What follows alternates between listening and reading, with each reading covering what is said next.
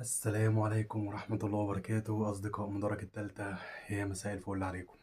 بسم الله والصلاة والسلام على رسول الله سيدنا محمد ابن عبد الله. نبدأ حلقتنا النهاردة. طبعا مفيش حديث غير على النادي الأهلي وماتش القمة بتاع نادي الزمالك والقرارات وإيه اللي هيتاخد وإيه اللي هيتم والتصعيد هيتم إزاي وهكذا. طيب، آخر حاجة وصلنا لها وعرفناها إن النادي الأهلي مش هيروح للفيفا. ليه مش هيروح للفيفا؟ أولا الأهلي أو أي فريق تاني لو راح اشتكى الفيفا في الأمور اللي زي دي هيقول له ده شأن داخلي، إحنا ملناش دعوة بيه. فبالتالي الأهلي هيروح لأكبر جهة رياضية في مصر. إيه هي أكبر جهة رياضية في مصر؟ هي اللجنة الأولمبية.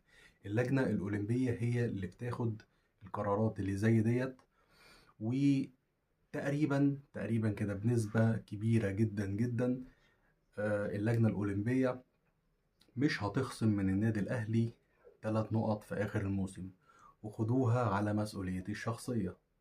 طيب، دي أول نقطة في الموضوع دوت. تاني نقطة، النهاردة كان في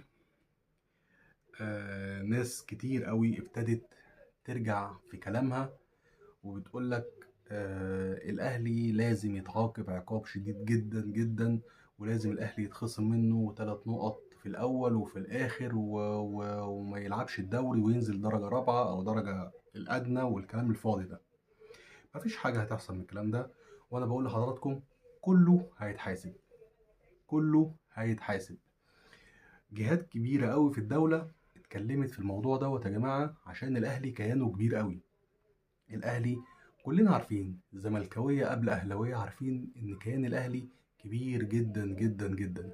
ولو الأهلي حاول إن هو يخسر هيخسر. يعني الأهلي لو حاول أو فكر إن هو يخسر كتير هيخسر كتير قوي، وهيخسرهم كتير وملايين الملايين. يعني مش آلافات مؤلفة، لأ، ده الموضوع هيعدي. يعني حقوق رعاية بقى وحقوق بس وكلام كده، يعني كبير جدا جدا جدا. فاحنا منتظرين اللجنة الأولمبية هتقرر وتقول ايه. بس انا زي ما قلت لحضراتكم اللجنة الأولمبية مش هتخسر الأهلي كتير، بالعكس. خلاص انت خسرت 3 نقط بتاعة الماتش، والزمالك خد ال3 نقط ومن حقه، مفيش أي مشكلة. ولكن في آخر الموسم الأهلي مش هيتخصم منه 3 نقط، وبإذن الله الأهلي هيرجع، وبإذن الله الدوري أهلاوي بإذن الله. دي أول نقطة. تاني نقطة، النهارده كان في ماتشات طبعا في كاس مصر. بيراميدز لعب والزمالك لعب، وبعد ما شفنا بقى موضوع الحكام دوت، طبعا الفريقين كسبوا. بيراميدز كسب والزمالك كسب، ولكن بالعافية. يعني بيراميدز كسب في الدقيقة تقريبا 86 أو 87. هو هدف ذاتي، هدف من فريق بيراميدز مش عكسي يعني، ولكن بالعافية. كنا بنشوف الماتشات اللي فاتت بقى الفرق بتكسب ازاي، وبالاخص فريق بيراميدز دوت. طيب، والزمالك كسب 4-2 النهارده، رغم ان هو كان خسران 2-1، ولكن كسبوا وعدوا الماتش. بس طبعا شفنا شوية حاجات كده بعد الشوط الاولاني. هو عبد الواحد السيد بيعترض ليه على التحكيم؟ خير، هو مش ده التحكيم المصري الحلو الجميل؟ خير في ايه؟